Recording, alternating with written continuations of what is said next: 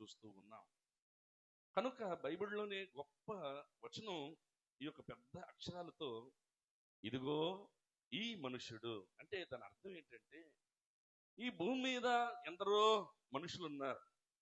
ఈ భూమి మీద జీవించినటువంటి మహా గనులన్నటువంటి వాళ్ళు ఎందరో ఉన్నారు, కానీ యేసుక్రీస్తు లాంటి దైవ మానవుడు ఎవరూ లేరు.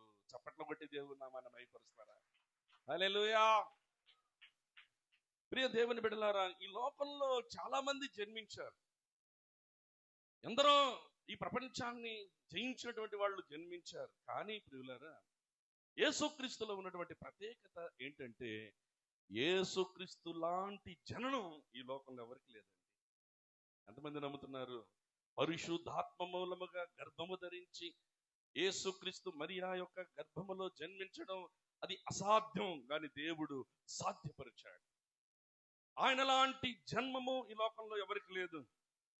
అలాగే యేసుక్రీస్తులా జీవించినటువంటి వాళ్ళు ఈ భూమి మీద ఎవరు లేరండి.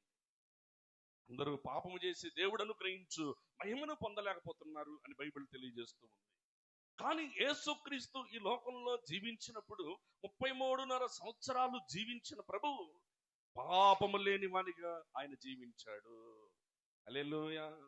ఆనాడు ప్రజలను చూసి యేసయ్య అన్నాడు, ఏమన్నాడంటే, నా యందు మీరు పాపమున్నదని మీరు ఎవరు స్థాపించగలరు? ఈనాడు చాలా మంది క్రైస్తవ పాస్టర్లని లేకపోతే క్రైస్తవ సంస్థలను రకరకాలుగా మాట్లాడతారు, కానీ యేసయ్యను గురించి, యేసయ్యలో ఉన్న లోపాన్ని గురించి ఎత్తి చూపగలిగిన దమ్ము ఈ లోకంలో ఎవరికి లేదండి. హల్లెలూయా. ఆయన లాంటి జీవితం. అలాగే ఎందరెందరో వ్యాఖ్యానాలు చేశారు, ఎందరెందరో బోధించారు, ఎందరెందరో రాయించారు, కానీ యేసుక్రీస్తు లాంటి మాటలు మాట్లాడినటువంటి వాళ్ళు ఈ ప్రపంచంలో ఎవరు లేరండి. గాంధీ మహాత్మా గారు మత్తయి సువార్త చదువుతూ 5వ అధ్యాయంలో స్వాత్వికులు ధన్యులు, వారు భూమిని స్వతంత్రించుకొందరు అనే మాటను చదివినప్పుడు ఆ మాట తన్ను ఇన్స్పిరేషన్ చేసి ఈ భారతదేశానికి స్వాతంత్రం పొందుకోవడానికి గొప్ప మాదిరిగా మారిపోయింది. స్వామి వివేకానంద గారు అనేటువంటి గొప్ప వ్యక్తి, ఆయన కూడా పరిశుద్ధ గ్రంథాన్నంతా చదివి నిన్ను వలే నీ పొరుగువాన్ని ప్రేమించు అన్నటువంటి మాట తను ఎంతగానో వేధించి, ఆయన కూడా ఒకప్పుడు ఏమన్నాడంటే, నేను యేసుక్రీస్తుని చూచినట్లయితే, యేసుక్రీస్తుని ముఖాముఖిగా దర్శించినట్లయితే నేనేం చేస్తానో తెలుసా? నా హృదయాన్ని కోసి ఆ హృదయాల్లో ఉన్నటువంటి రక్తాన్ని చీచి యేసుక్రీస్తు యొక్క పాదాల దగ్గర సమర్పిస్తాను అన్నాడు.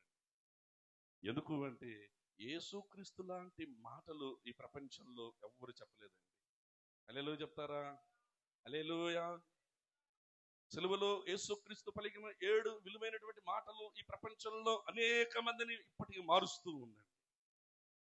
అలాగే యేసుక్రీస్తు చేసిన అద్భుతాలు కూడా ఎవ్వరు చేయలేరండి. నా ప్రియ సహోదరి సహోదరులారా, పుట్టుగుడ్డి వాళ్ళను యేసుక్రీస్తు బాగు చేశాడు. యేసుక్రీస్తు నీళ్లను ద్రాక్షారసంగా చేశాడు. చనిపోయినటువంటి వారిని సహితం పేరు పెట్టి పిలిచినప్పుడు చనిపోయినటువంటి వారు సహితం లేచారండి. సముద్రం మీద నడిచాడు.